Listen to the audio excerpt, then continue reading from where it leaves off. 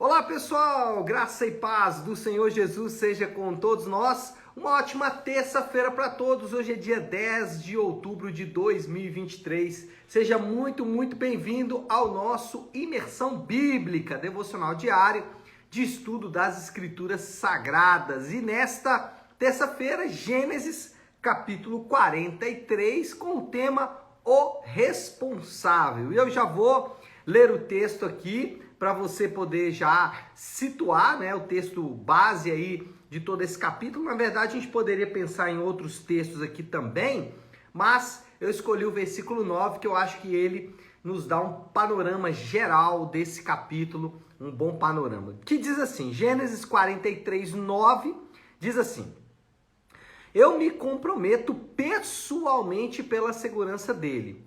Podes me considerar responsável por ele. Se eu não o trouxer de volta e não o colocar bem aqui na tua presença, serei culpado diante de ti pelo resto de minha vida. Isso são falas de Judá a Jacó, se comprometendo ali em ser responsável por seu irmão Benjamim. Só que essa responsabilidade dele nos lembra de outra pessoa que também se tornou responsável pelos seus, e a gente já sabe mais ou menos quem é, mas vou deixar para a gente falar aqui durante o devocional. Deixa eu só fazer aqui uma espécie de panorama geral do capítulo.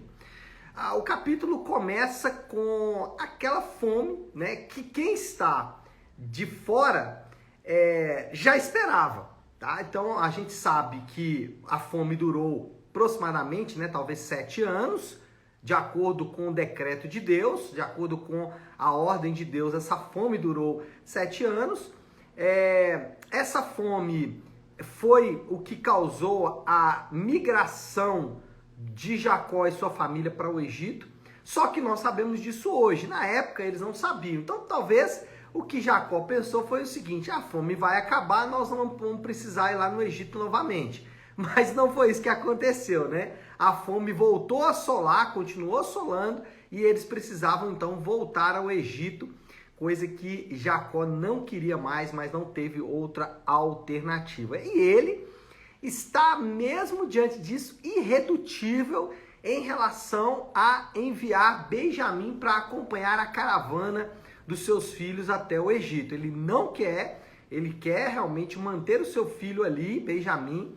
Então ele se mostra irredutível. Só que os outros irmãos sabem, porque Jacó não teve contato direto com José, e os irmãos sim viram a severidade com que foram tratados por José na primeira oportunidade. Então o que acontece é que Judá se oferece como responsável por seu irmão.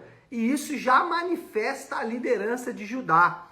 E já oferece também uma espécie de sombra do que vai acontecer ali para frente, porque Judá vai assumir durante toda a história de Israel um papel preponderante na liderança da nação. Por exemplo, Davi, ele é um descendente de Judá. Jesus, ele é um descendente de Judá na carne, né? Um filho de Judá na carne. Então, já manifestando ali nesses primeiros momentos a sua liderança. Já o Jacó, o Judá quer se responsabilizar, e o Jacó, ele demonstra uma confiança tímida, né?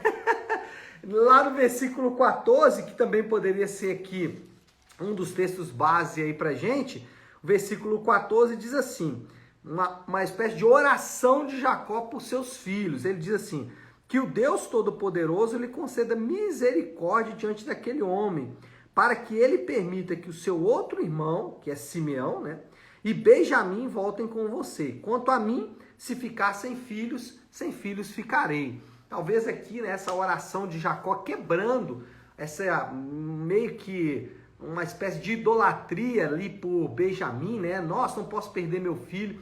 Então, ao fazer essa oração, de certa forma, ele quebra essa idolatria, ele abre mão dessa idolatria, e isso foi, claro que isso não muda muita coisa em relação aos acontecimentos, mas no coração de Jacó certamente mudou, e mudou bastante.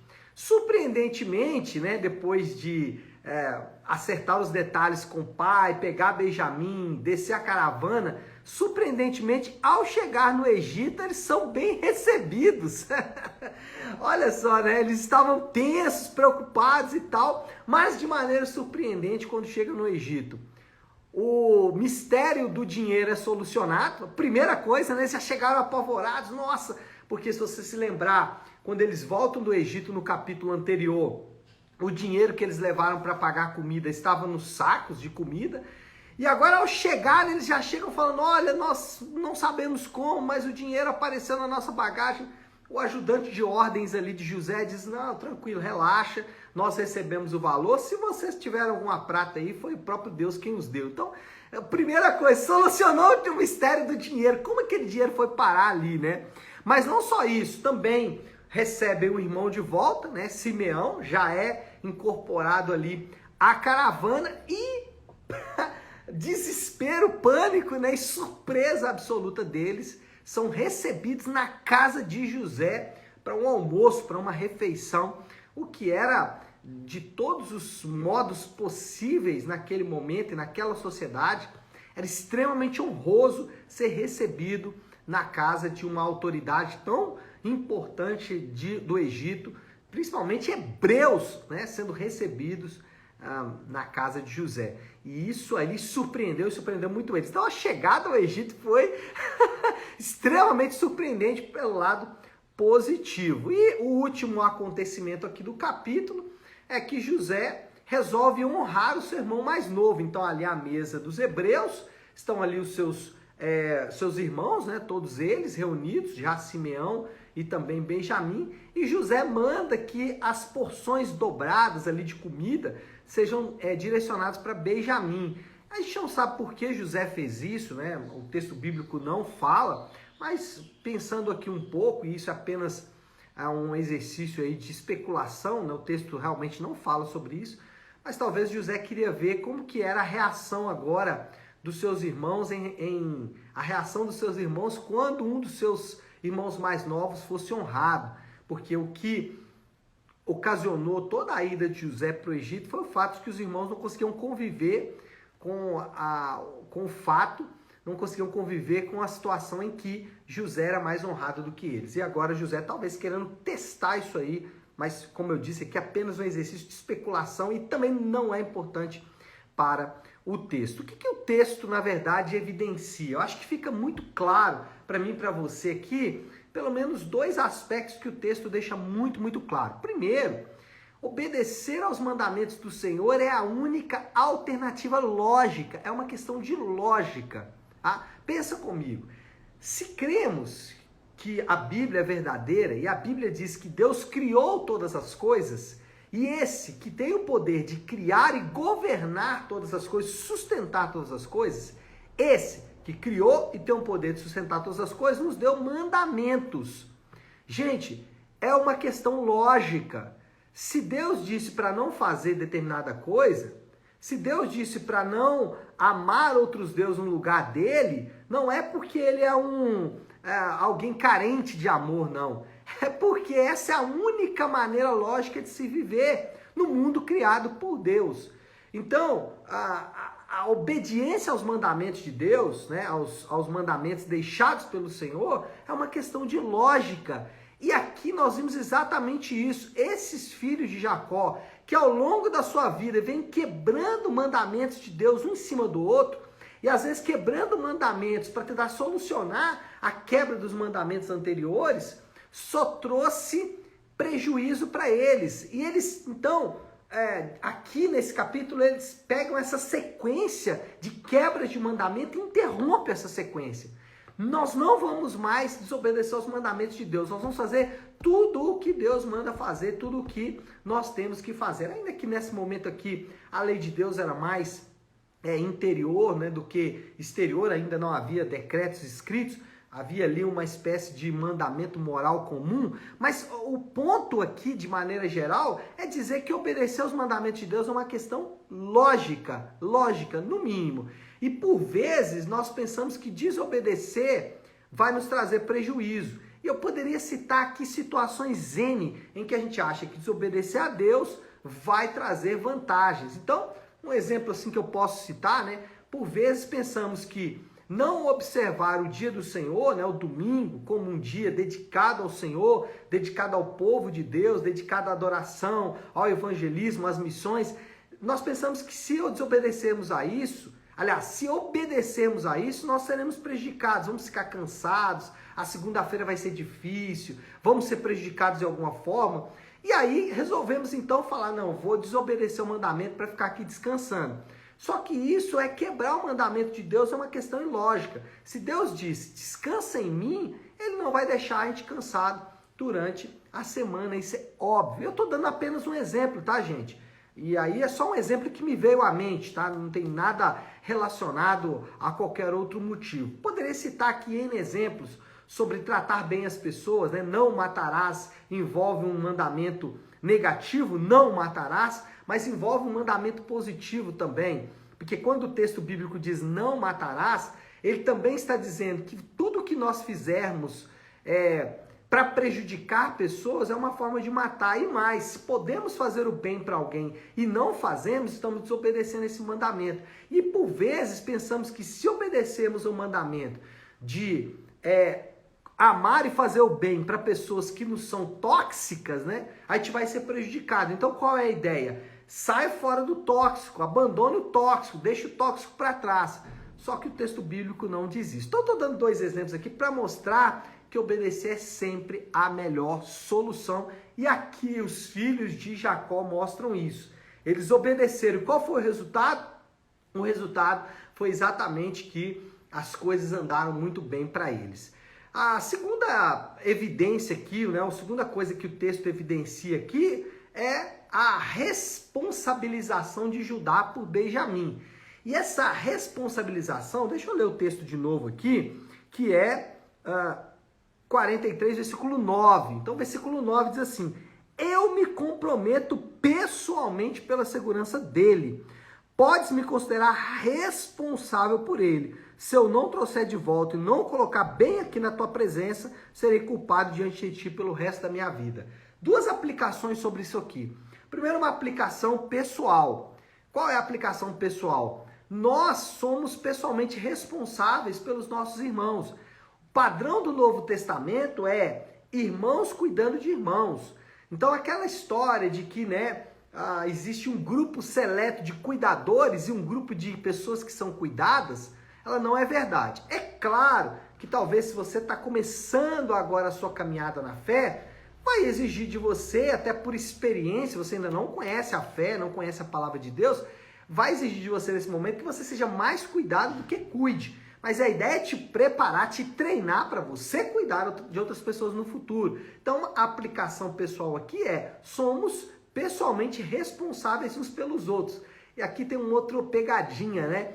Muitas vezes pensamos que os pastores ou os líderes da igreja são mais responsáveis pelas pessoas do que os outros de maneira geral. Ainda que nesse caso específico aqui, Judá tenha assumido essa liderança, mas ele não era o filho mais velho. Então, ele, de certa forma, quem deveria fazer isso não fez. E aí Judá fez. Então, a gente poderia dizer aqui, então, que essa responsabilidade ela é compartilhada. Tá? Então, todos nós temos essa responsabilidade. É claro que, como designação dos presbíteros, eles são chamados a pastorear as ovelhas. É óbvio isso. Mas todos nós temos essa responsabilidade pessoal uns com os outros. Então nunca diga que um problema do seu irmão não é responsabilidade sua. Nunca diga que um problema do seu irmão é responsabilidade da liderança da igreja. Não, é responsabilidade sua. Esse texto aqui, eu me comprometo pessoalmente pela segurança dele, a gente encontra no Novo Testamento de outras formas, mas com o mesmo espírito, com a mesma essência. Cuidar uns dos outros, exortar uns aos outros, amar uns aos outros, aconselhar uns aos outros, enfim, orar uns pelos outros, uma série de designações que são dadas para todos os crentes. Mas a segunda aplicação aqui é uma aplicação mais pessoal, né? Mais espiritual. A primeira é pessoal e a segunda é mais espiritual. Irmãos, nós temos alguém que se responsabiliza pela nossa alma. É isso que o Senhor Jesus faz.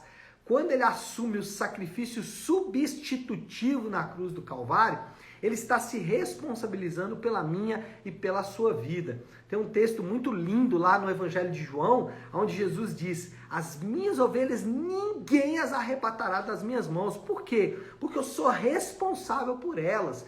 Eu vou apresentá-las diante de Deus. Então, a mesma lógica de Judá em relação a Benjamim é a mesma lógica de Jesus para com suas ovelhas. Ele é pessoalmente responsável por suas ovelhas. E que grande segurança temos nisso, né, gente? E que grande amor temos nisso, né? Quão glorioso é saber que o nosso Senhor Jesus é responsável pela nossa vida diante de Deus. Ele nos apresentará como o seu povo, né, consagrado a Ele, separado por Ele. Isso é de uma segurança, de um conforto muito grande. Então, se você se sente abandonado pelos seus familiares, pelos seus amigos, pela sua igreja, enfim, se você se sente abandonado de alguma forma, lembre-se disso, lembre-se sempre. Se você é rejeitado pelo marido, pela esposa, pelos familiares, pelos filhos, se de alguma forma você sofreu com esse tipo de coisa, lembre-se muito bem. Temos alguém que se responsabiliza por nós e que jamais nos abandonará e que jamais rejeitará aqueles que são seus. O nosso Senhor Jesus, Ele nos guarda pessoalmente, tá certo? Então isso é glorioso, né, gente? Bom, moral da história, como podemos aí resumir tudo isso que falamos? Desobedecer ao Senhor, pensando que com isso vamos aliviar as coisas, é um engano e revela desconhecimento daquele que se responsabiliza por nós.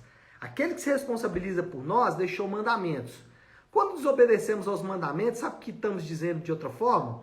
Aquele que se comprometeu em ser responsável por nós, nos abandonou. Então, desobedecer aos mandamentos é de uma ofensa ao Senhor absurda, principalmente para aqueles que estão em Cristo. Aliás, principalmente não, né? Exclusivamente para aqueles que estão em Cristo. Aqueles que não estão, vivem como querem e vão ser julgados por Deus por causa disso. Bom, desafio do Léo, então, o que podemos pensar aí em termos de aplicação final para tudo isso? Irmãos, aplicação aqui sempre em duas direções, né? Primeiro, obedeça ao Senhor. Claro, não abandone os mandamentos de Deus, não queira criar atalhos, subterfúgios, desculpas, conversas. Isso é futilidade, é bobagem, não faça isso.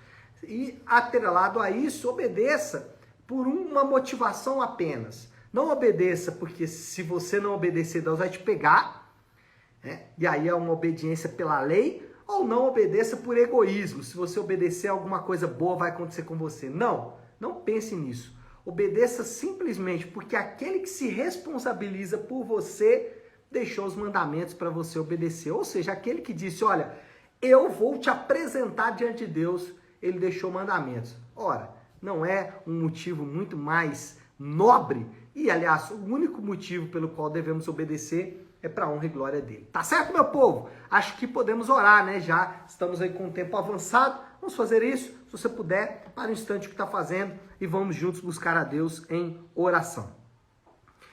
Querido Deus, Pai de amor e graça, Senhor, diante de Ti reconhecemos, para nossa vergonha, que por vezes desobedecemos ao Senhor na tentativa de ajustar as coisas. Tentamos negociar com o Senhor, tentamos amenizar as Tuas leis, para de alguma forma buscar aliviar a nossa dor. Mas o que não percebemos é que ao fazermos isso, nós estamos de fato dizendo para o Senhor que o Senhor não é capaz de se responsabilizar por nós. E isso, Senhor, afronta o Senhor, por isso pedimos que o Senhor nos perdoe e mais, que o Senhor nos capacite a em todo tempo obedecer aos Teus mandamentos e nos colocarmos sempre em confiança daquele que se responsabiliza por nós. Assim oramos em nome de Jesus. Amém. Amém, meu povo? Bom, então é isso. Nós vamos ficando por aqui. Que Deus te abençoe. Uma excelente terça-feira para todos. Fiquem com Deus.